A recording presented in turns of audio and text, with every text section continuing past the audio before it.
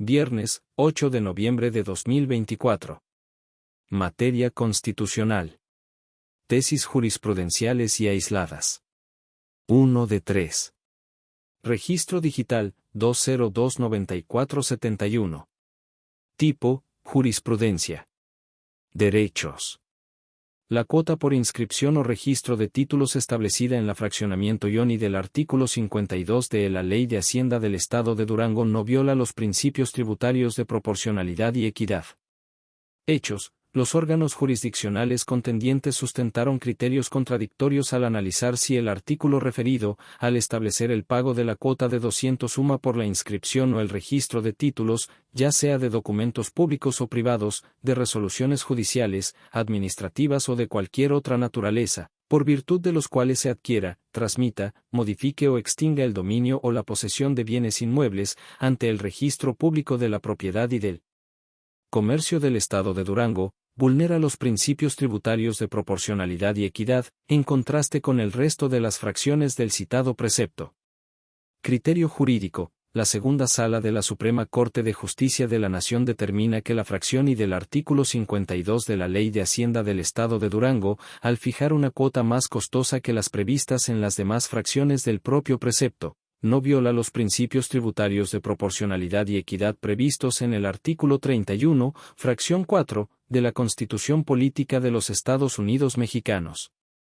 Justificación. Para fijar los montos por concepto de derechos debe tenerse en cuenta, a. el costo que tiene para el Estado la ejecución del servicio correspondiente, y b. que las cuotas establecidas sean fijas e iguales para quienes reciban servicios análogos. El monto a pagar por concepto de derechos por servicios que presta el Estado en funciones de derecho público debe guardar un equilibrio con la prestación del servicio. La inscripción o registro de títulos conforme a la fracción I del artículo 52 citado implica para el Estado desplegar una serie de actos de mayor complejidad como la verificación de aspectos determinados, cualitativos y cuantitativos, relacionados con las variables que puedan presentarse en dichos documentos, a diferencia de los que realiza, por ejemplo, para la inscripción de contratos de créditos hipotecarios o prendarios, entre otros. Por ello, su costo atiende a elementos propios de la prestación del servicio, conforme al gasto que le genera al Estado brindarlo, sin que resulte necesario que la autoridad demuestre los conceptos que implican un costo adicional o extraordinario en la prestación del servicio. Por su parte, la equidad contributiva radica en la igualdad ante la ley de los sujetos pasivos de un mismo gravamen. En materia de pago de derechos, las cuotas deben ser fijas e iguales para todas las personas que reciban los mismos servicios. El artículo 52, fracción I, establece el mismo costo para la inscripción de los mismos actos, máxime que la inscripción o registro de un acto jurídico por el cual se adquiera, transmita, modifique o extinga el dominio o la posesión de bienes inmuebles, genera una mayor complejidad y no puede considerarse que sea similar al resto de las inscripciones que enumera el propio precepto. Segunda sala. 2 de 3. Registro digital, 2029473. Tipo, aislada. Expedición de copias certificadas.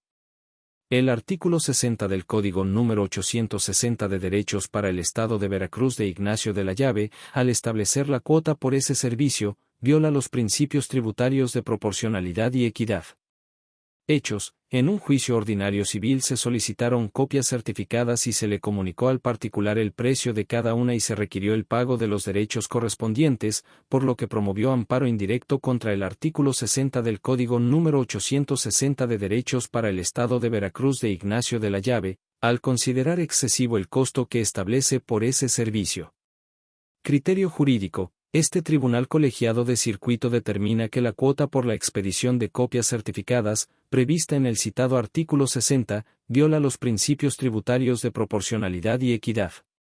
Justificación. En la jurisprudencia 1A/J, 132/2011, novena, la primera sala de la Suprema Corte de Justicia de la Nación, al resolver sobre la constitucionalidad del artículo 5, fracción I, de la Ley Federal de Derechos, estableció que tratándose de los derechos por servicios, los principios tributarios de proporcionalidad y equidad se cumplen cuando el monto de la cuota guarda congruencia razonable con el costo que tiene para el Estado la realización del servicio prestado. El servicio a que se refiere el indicado artículo 60 consiste en la expedición de las copias que se soliciten y el correspondiente cotejo con el original que certifica un servidor público en ejercicio de las facultades que le confiere una disposición jurídica.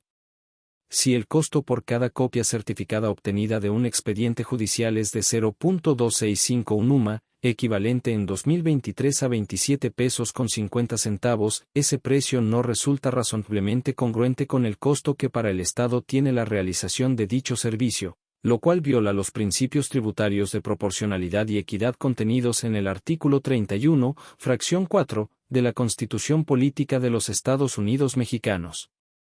Segundo Tribunal Colegiado en Materia Civil del Séptimo Circuito. 3 de 3. Registro Digital, 2029491. Tipo, aislada. Sistemas de ahorro para el retiro. El artículo 121, último párrafo, de las disposiciones de carácter general en materia de sus operaciones, viola el derecho humano a la protección de datos personales en su vertiente de rectificación.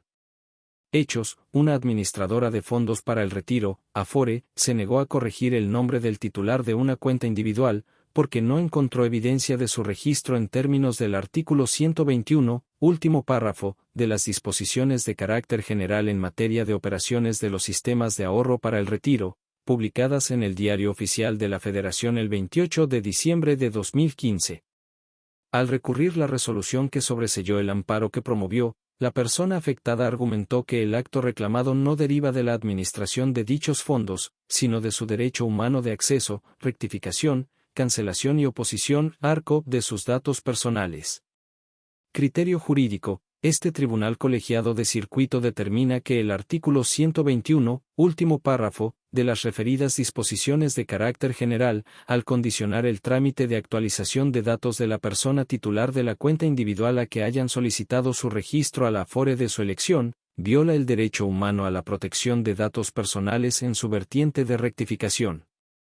Justificación. La citada restricción tiene como fin constitucionalmente válido la pretensión de lograr que todas las personas trabajadoras realicen su registro, esto es, que elijan una Afore y celebren el contrato correspondiente, con lo cual se buscó favorecer una óptima operación de los sistemas de ahorro para el retiro y la eventual extinción de los procesos de asignación y reasignación de cuentas individuales, con el consecuente ahorro en recursos materiales y humanos en beneficio de otros rubros.